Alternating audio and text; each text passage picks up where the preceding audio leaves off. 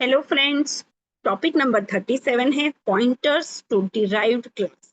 सबसे पहले हम एक बेस क्लास क्रिएट करेंगे और उसके लिए हम एक पॉइंटर लेंगे और पॉइंटर को हम बेस क्लास असाइन करेंगे।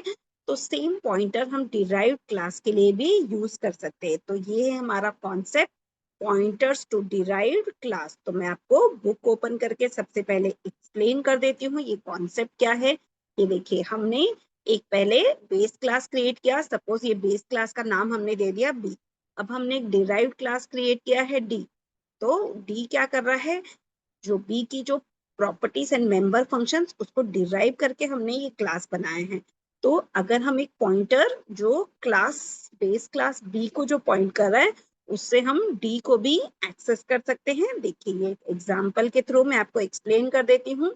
ये हमारा है B asterisk C P T R, मतलब ये हमारा बेस क्लास के लिए एक पॉइंटर बन गया। अब हम लिखते हैं बी बी दैट इज, ये जो बी है ये हमारा बेस क्लास का ऑब्जेक्ट है। अब ये जो डिराइव्ड क्लास था डी, उसका हमने ऑब्जेक्ट बना लिया डी, स्मॉल डी।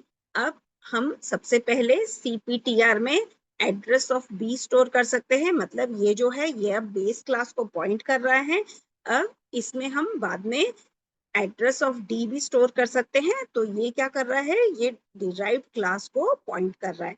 मतलब सबसे पहले हमने एक बेस क्लास का ऑब्जेक्ट इसमें स्टोर किया और बाद में हमने इसमें डिराइव्ड क्लास का ऑब्जेक्ट का एड्रेस भी हम इसमें स्टोर कर सकते हैं। तो ये होता है पॉइंटर्स टू डिराइव्ड क्लास। अब इसको हम एक एग्जाम्पल के थ्रू समझते हैं। तो आपको क्या करना है, कोड ब्लॉक्स ओपन करना है। यहाँ पर आपको न्यू फाइल पे क्लिक करना है। न्यू फाइल पे क्लिक करने के बाद आप C++ सोर्स फाइल सेलेक्ट कर सकते हैं और फिर आपको क्लिक करना है नेक्स्ट और नेक्स्ट। और इसको आप ले लीजिए पॉइंटर, और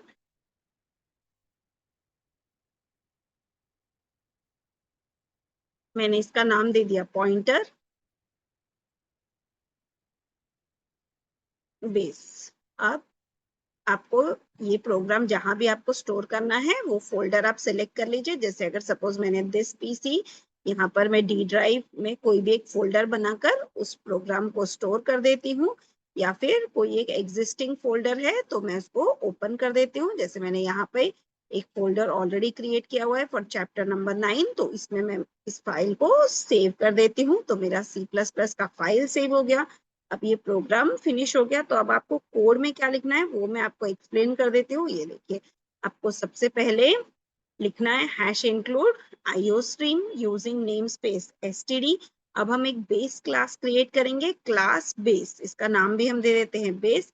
और यहाँ पर पब्लिक वर्चुअल वॉइड डिस्प्ले, तो यहाँ पर हम डिस्प्ले फंक्शन यूज करेंगे to display just a statement display function of base class. और अब हम ये वर्चुअल ले लेते हैं। इसके बाद हमने लिखना है क्लास डिराइव्ड पब्लिक बेस। तो ये जो है ये हमारा डिराइव्ड क्लास है जिसमें हमने हमारा जो बेस क्लास था उसको हमने ले डिराइव करके ये क्लास बनाया है। और इसमें हम एक और फंक्शन ऐड कर देते हैं डिस्प्ले। और इसमें हम क्या कर रहे हैं, जो अर्लियर डिस्प्ले फंक्शन था उसको ओवरराइड कर रहे हैं और लिख रहे हैं display function of derived class, मतलब ये स्टेटमेंट हम डिस्प्ले कर रहे हैं, दैट्स इट।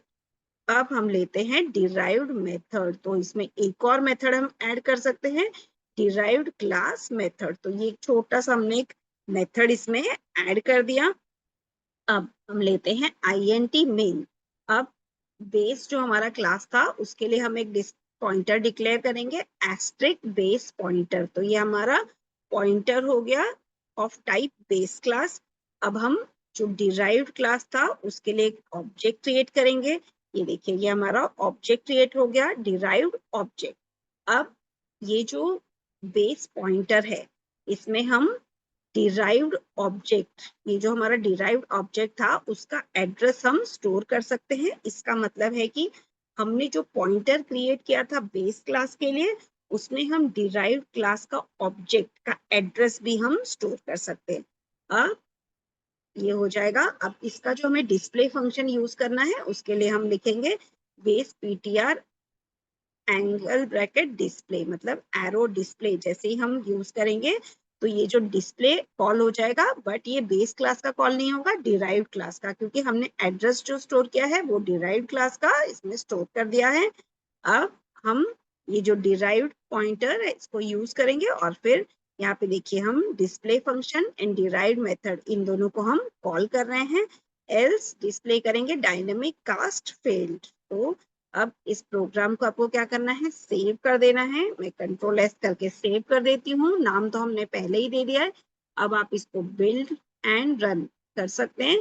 देखिए जैसे आप इस प्रोग्राम को बिल्ड एंड रन करेंगे तो display function of derived class, display function of derived class and derived class method, मतलब हमारा सबसे पहले हमने पॉइंटर कॉल किया और ये जो डिराइव्ड क्लास के जो फंक्शंस है वो हमारे डिस्प्ले हो गए।